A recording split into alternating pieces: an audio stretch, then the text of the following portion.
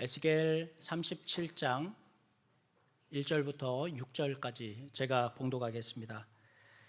여호와께서 권능으로 내게 임하시고 그의 영으로 나를 데리고 가서 골짜기 가운데 두셨는데 거기 뼈가 가득하더라.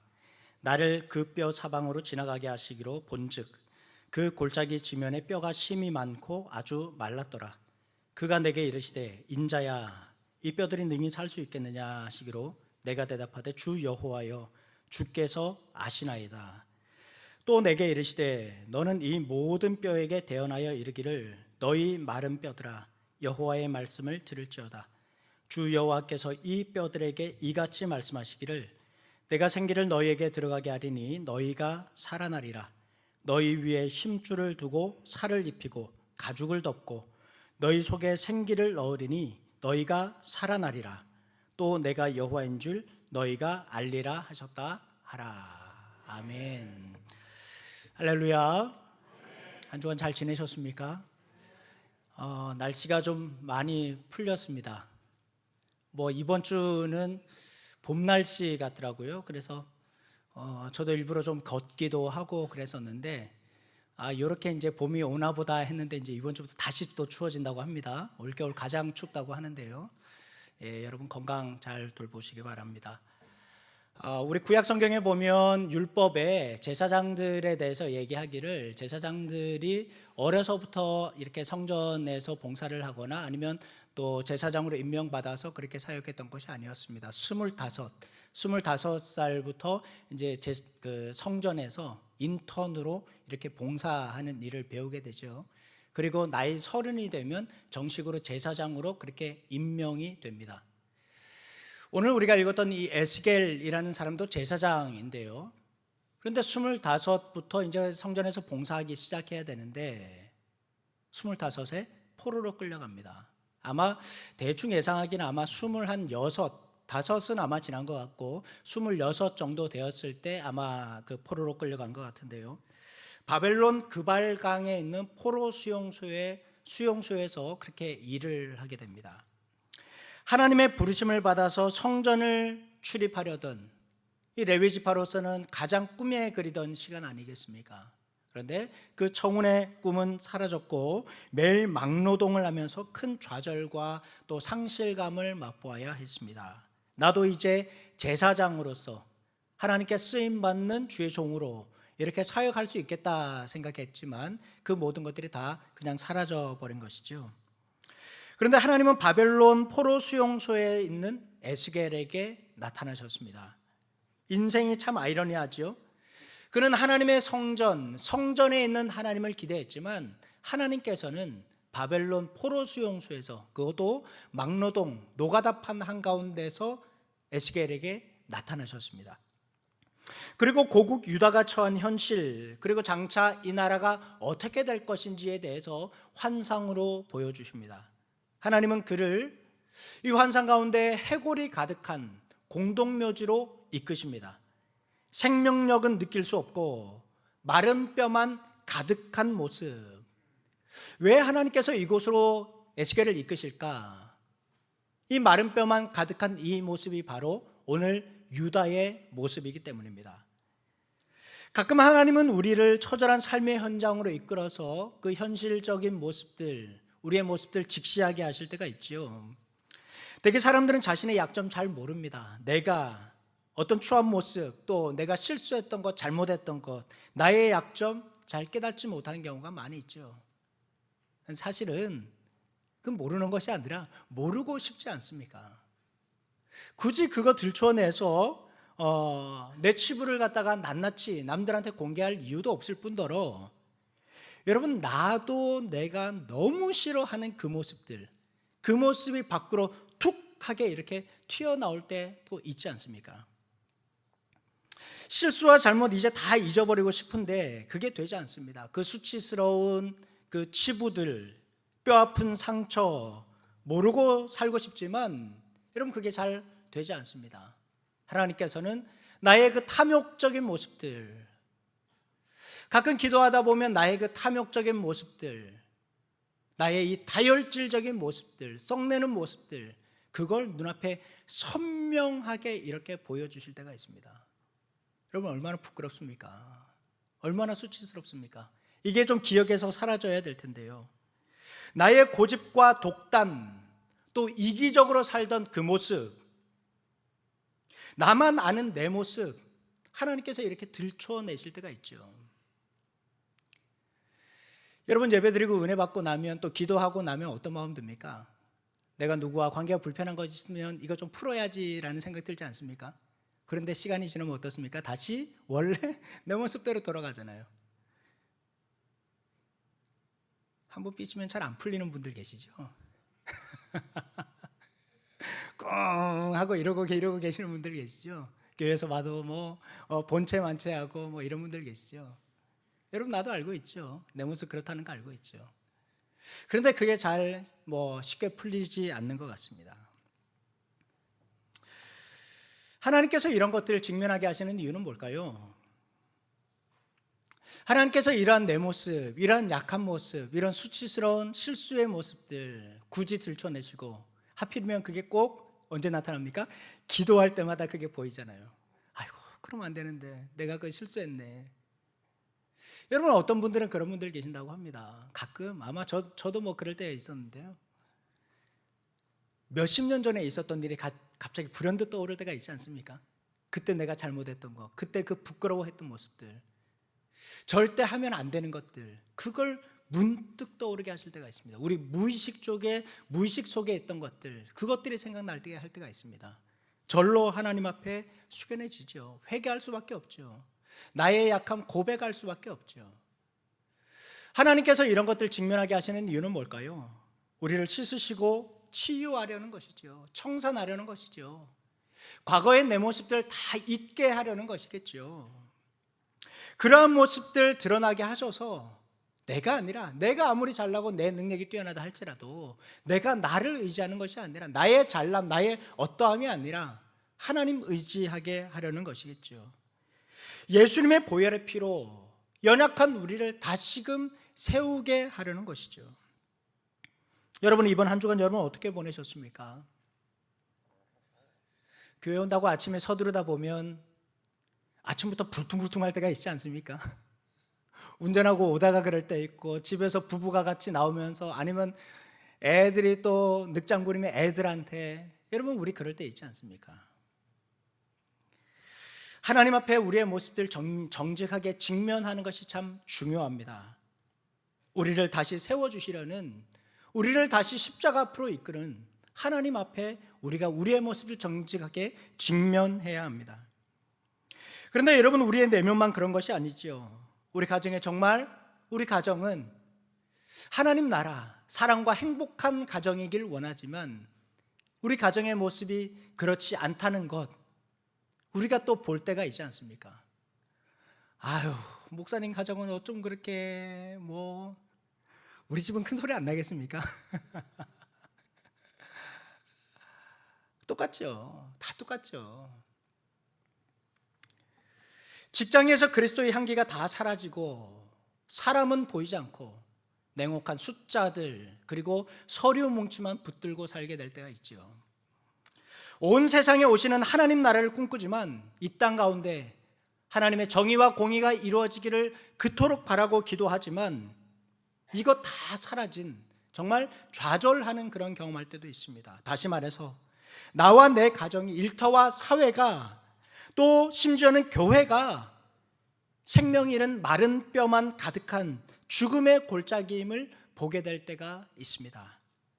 그렇지만 그런 상황, 내 힘으로 어떻게 할 수 없다고 해서 우리가 자꾸 그걸 외면하기 시작하면, 내 안에 있는 그런 것들 자꾸 덮어놓기 시작하면 여러분 악순환은 반복될 수밖에 없습니다. 하나님 앞에 정직하게 꺼내놓아야 됩니다.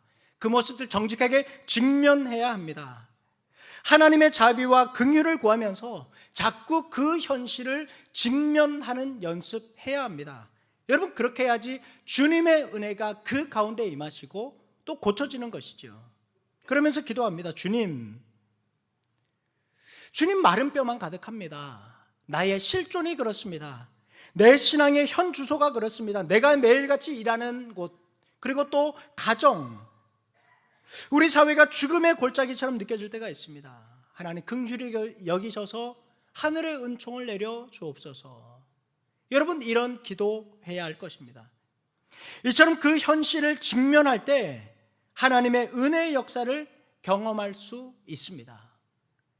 냉혹한 현실에서 하나님의 만지심을 경험하는 그 시작은 내가 정직하게 하나님 앞에 나가는 것입니다.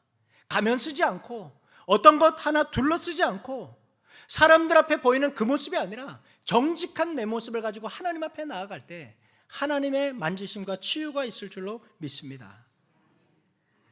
여러분, 그런가 하면 11절은 또 이렇게 말하지요. 내게 이르시되 인자야 이 뼈들은 이스라엘 온 족속이라. 그들이 이르기를 우리의 뼈들이 말랐고 우리의 소망이 없어졌으니 우리는 다 멸절되었다 하느니라. 우리는 다 멸절되었다.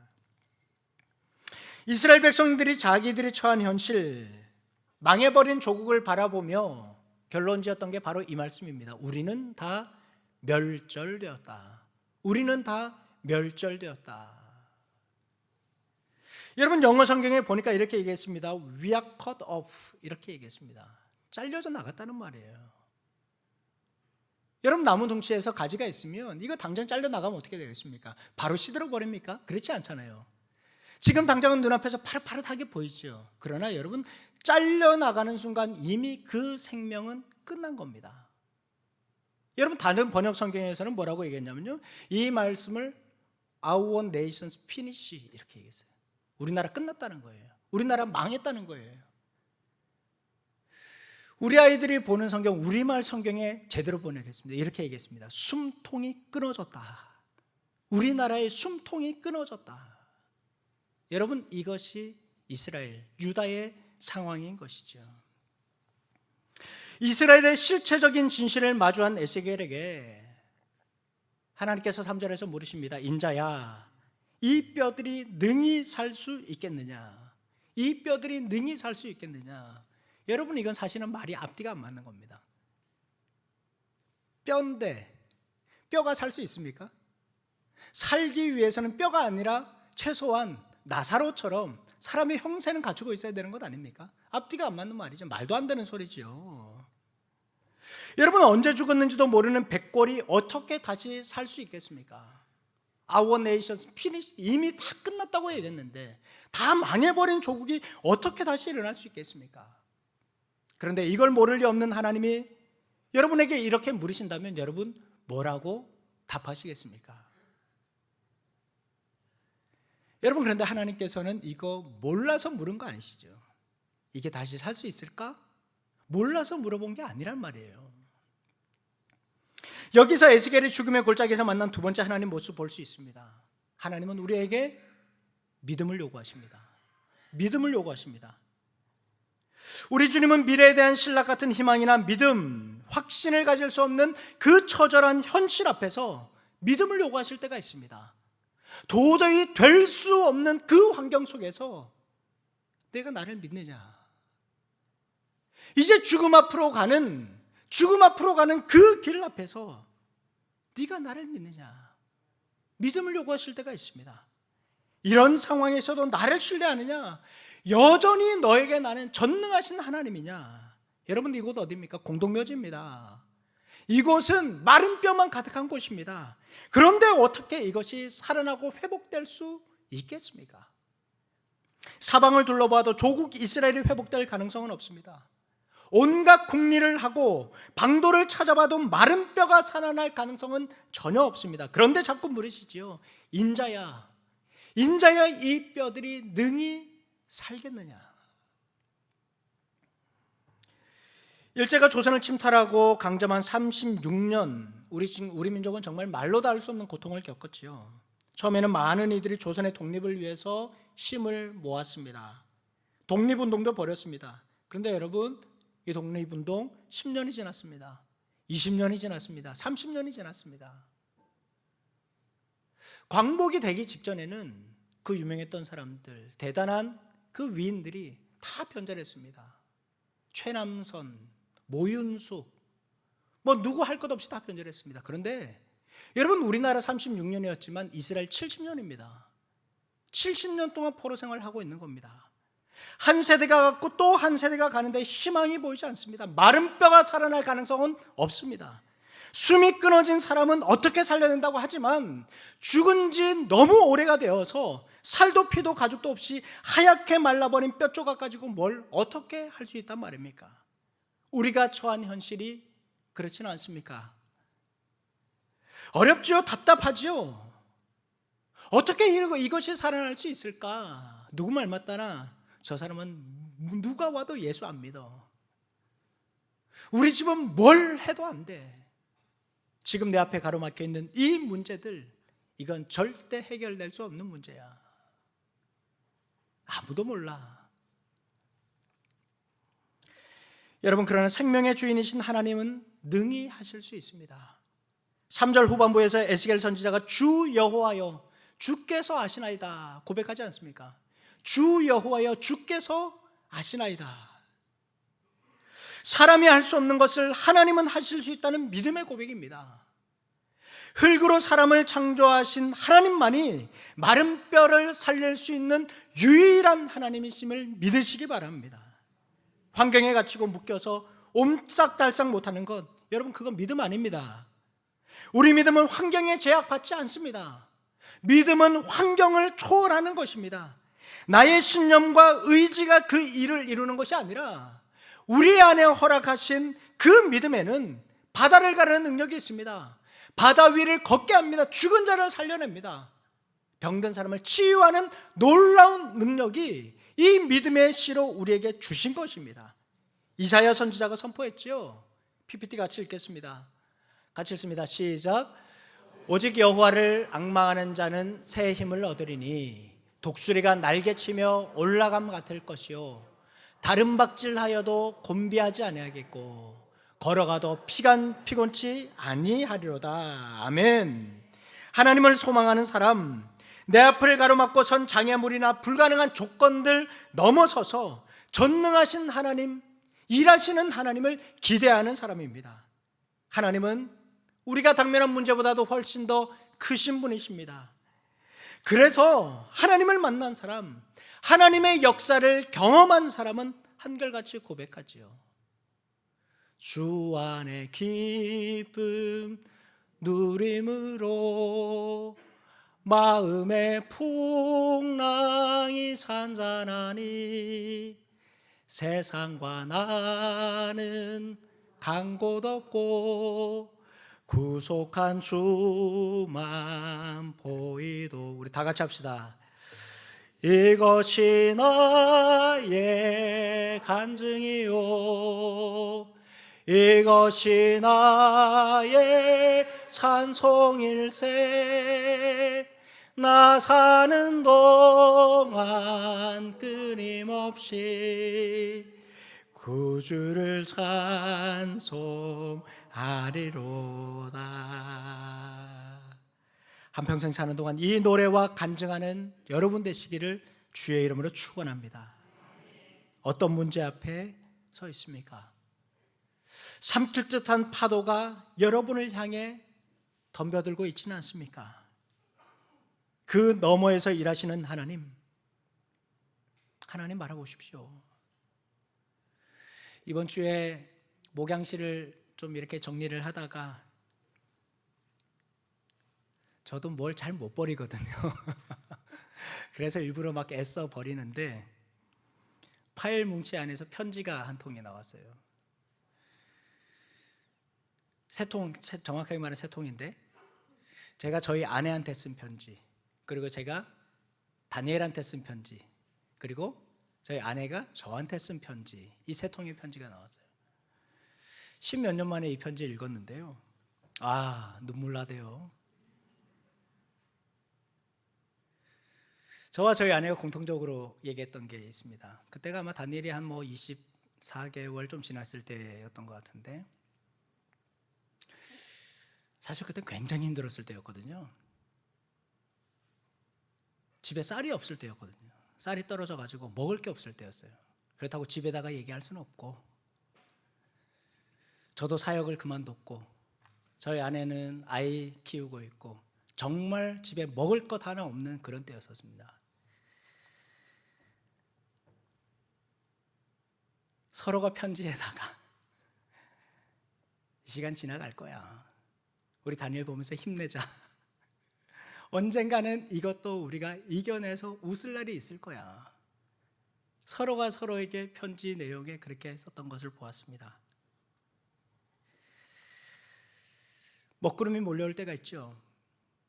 그러나 여러분, 지금 생각해 보면 그건 넘어갔기 때문에 지금 있을 수 있습니다. 지금 생각해 보면 그거 별일 아니었었어요. 그거 별일 아니었었어요. 그런데 그때는 그 일이 얼마나 그렇게 힘들고 컸는지, 얼마나 무겁고 답답했는지.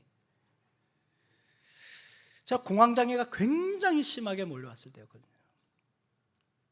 너무 심하게 그냥 저를 미치게 만들 정도인 거예요. 지금 생각해 보니까 별거 아닙니다. 그 힘든 시간 보니까 더 힘든 시간 오고, 그거 넘기고 나니까 또 오고, 여러분 내면의 근육이 더 단단해지는 거예요. 영혼이 더욱더 강해지는 시간이었던 것이죠. 그 먹구름이 온 천지를 덮는다고 하더라도 여러분 그 너머에서 일하시는 하나님이 계십니다. 그 너머에서 찬란하게 빛나는 태양이 있습니다. 너는 마음을 다하여 여호와를 신뢰하고 내 명철을 의지하지 말라. 그 다음 뭐라고 그래요? 너는 범사에 그를 인정하라. 그리하면 내 길을 지도하시리라. 할렐루야. 우리 하나님은 마른 뼈 가득한 죽음의 골짜기에서도 말씀하시는 하나님이십니다. 먹구름이 온 세상을 뒤덮은 세상 가운데서도 일하시며 인도하시는 하나님이십니다. 하나님은 바닷속에도 길을 내시고 사막 가운데서도 우리를 인도하셔서 마침내 하나님께서 약속하신 땅 그곳으로 인도하시는 하나님이신 줄 믿습니다. 본문에서 세 번째 보여주시는 하나님 모습이 있습니다. 마른 뼈가 지천에 깔려있는 골짜기에서 믿음을 요구하신 하나님, 이제 에스겔에게 명령하시죠. 4절 9절 우리 같이 읽겠습니다. PPT로 읽겠습니다. 시작. 너는 이 모든 뼈에게 대언하여 이르기를 너희 마른 뼈들아 여호와의 말씀을 들을지어다. 생기에게 대언하여 이르기를 생기야 사방에서부터 와서 이 죽음을 당한 자에게 불어서 살아나게 하라. 아멘. 대언이라는 말이 4절부터 12절까지 7번 나옵니다. 하나님 대신해서 말하는 것이죠. 그러나 여러분 이것은 단순히 하나님 말씀 전해 듣고 이거 전해주는 정도가 아닙니다. 에스겔의 말에 신적인 권위가 있다라는 말입니다. 우리가 성령에 감동되었다라고 그렇게 표현하지 않습니까? 에스겔의 주의 영이 임하셔서 에스겔을 감동시키시고 하나님 말씀을 선포하게 하는 것이죠. 여러분 사실 공동묘지에서 마른 뼈야 일어나라 이렇게 외치면 어떻게 되겠습니까? 이건 정신 나간 것이죠. 죽은 자야 살아나라, 미친 사람 아닙니까? 여러분 그런데 하나님의 말씀은 에스겔을 감동시킵니다. 이 말도 안 되는 선포를 하게 하시는 것이죠. 7절에 말합니다. 이에 내가 명령을 따라 대언하니 대언할 때에 소리가 나고 움직이며 이 뼈 저 뼈가 맞아 뼈들이 서로 연결되더라. 우리가 하나님의 말씀을 볼 때 논리적으로 따져보고 여러모로 궁리하고 생각하는 거 여러분 참 좋은 방법입니다. 좋은 성경 읽기 습관입니다. 그러나 여러분 덮어놓고 믿는 무지함, 이거 여러분 믿음이라고 착각하시는 분들 있죠. 덮어놓고 믿어. 덮어놓고 믿으면 안 돼요. 뭘 덮어놓고 믿어요. 따져보고 믿어야죠. 자꾸 의심해야죠. 자꾸 하나하나 따져봐야죠. 그런데 여러분 어떠한 모습이든 우리가 하나님의 모습을, 하나님의 말씀을 대할 때 가장 기본적인 자세가 있습니다. 그건 말씀 앞에 순종하는 겁니다. 하나님 말씀 앞에 겸손하게 엎드리는 겁니다. 어떤 사람이라도 이 겸손한 자세를 잃어버리면 안 됩니다. 여러분 구약 성경에서 에스겔을 비롯한 선지자들에게 똑같이 그려져 있는 모습은 뭡니까? 하나님 말씀 앞에 순종하는 거잖아요. 그런데 순종하고 나서 모든 선지자들의 모습 어떻습니까? 하나같이 다 지쳐 있습니다. 듣지 않고 믿지 않는 사람들에게 하나님 말씀 선포하는 것, 여러분 얼마나 고단한 일입니까? 여간 힘든 것이 아닙니다. 그런데 이스라엘 백성들은 그렇죠. 내일 나라가 망한다라고 선포를 하는데도 이스라엘 백성들 콧방귀도 끼지 않잖아요. 예레미야 선지자가 이스라엘에 대해서 어떻게 예언했습니까? 그런데 이 와중에 거짓 선지자들의 선동에 의해서 투옥되기까지 합니다. 그래도 때를 얻든지 못 얻든지 선포하는 것, 이 명령을 따라서 선포하는 순종, 여러분 이것이 바로 우리가 해야 될 일입니다. 이사야 선지자는 내 입에서 나가는 말, 하나님께서 내 입을 통해서 말씀하게 하시는 그 말은 사명을 이루고 뜻을 성취하지 않고서는 결코 다시 돌아오는 일이 없을 거라고 그렇게 단언합니다. 지금 여러분이 하는 일, 마치 마른 뼈를 향해서 외치는 것 같지만 여러분 결국 여러분의 입술을 통해서 선포된 그 말씀 가운데 일하시는 분은 하나님이신 줄 믿습니다. 하나님께서 여러분을 통해서 일하실 것입니다. 그런데 마른 뼈에 살이 붙는다고 사람이 살아나는 것 아니죠. 생기가 들어가야 됩니다. 여러분 5절부터 10절까지 보십시오. 여러분 여기에 생기라는 말이 계속해서 나옵니다. 생기라는 단어가 8번이나 나오는데요, 히브리어로 말하면 루아흐라고 얘기합니다. 루아흐. 흙으로 사람을 만드시고 그 코에다가 하나님께서 하고 불어넣으시지 않습니까? 여러분 이게 바로 루아흐라는 겁니다. 루아흐는 숨결 호흡뿐만 아니라 성경에서는 하나님의 영도 루아흐라고 했습니다. 부활의 영도 루아흐입니다.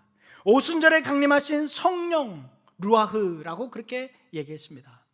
서두에 말씀드린 것처럼 나의 약함과 치부를 직면할 때 주변의 사방에 마른 뼈만 가득한 것 같은 고통스러운 상황에 처할 때 여러분 내 힘으로 되던가요? 내가 맞서 싸운다고 여러분 이거 이길 수 있습니까? 그렇지 않잖아요. 여러분 우리 다 해봤잖아요. 우리의 수고와 노력 위에 루아흐, 하나님의 영이 임하셔야 합니다. 루아흐가 우리 안에 내 속에 들어오셔야 합니다. 에스겔이 하나님의 명령에 순종하여 외쳤던 것처럼 여러분 자신을 향해서 선포하십시오. 그리고 가정과 일터를 향해서 교회와 세상을 향해 외치며 선포하십시오. 이렇게 기도하십시오. 생기야 사방에서부터 와서 이 죽음 당한 자에게 불어서 살아나게 하라. 어렵고 힘들고 답답한 일 당연합니다. 그런데 그거 붙들고 있다고 답이 나오는 거 아닙니다. 생기가 불어오기를 외치며 부르짖으십시오. 마른 뼈처럼 흩어졌던 것들이 협력하여 선을 이루는 놀라운 은혜를 기대하고 기도하십시오. 음산한 공동묘지, 도저히 희망이 보이지 않는 여러분의 삶의 자리에 생기가 돋아나고 부흥의 역사가 일어나길 기도하십시오. 그리하여서 우리의 영혼과 몸에, 여러분 삶의 모든 영역에서 새로움과 회복, 살아나는 역사가 있기를 주의 이름으로 축원합니다. 기도하겠습니다. 하나님 아버지, 우리의 연약함들이 있습니다. 우리의 부족함들이 있습니다. 우리의 나약함들이 있습니다.